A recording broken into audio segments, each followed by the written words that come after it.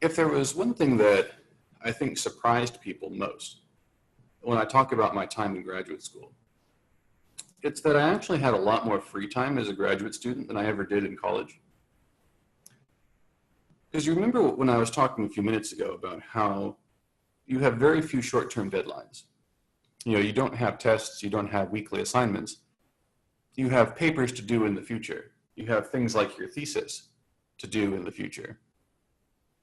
But you can schedule that however you want. Nobody's going to come tell you what to do on a day-to-day basis. You have a lot of flexibility. And there's very little that has to be done this week. There's a lot of things that have to maybe be done in 10 weeks or in 30 weeks or in 50 weeks. So, and you don't really spend a whole lot of time in class either.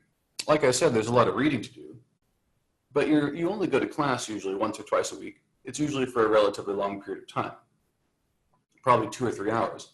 But it's not going to take up as much of your time as it does now as a college student. And that really surprised me. What that means is that aside from doing things that you have to do, like eating and hanging out with your friends and conducting your life, you have a lot of time to use the resources of the university wisely. And that's something that I think I did very well, but it wasn't something I understood before I started the program.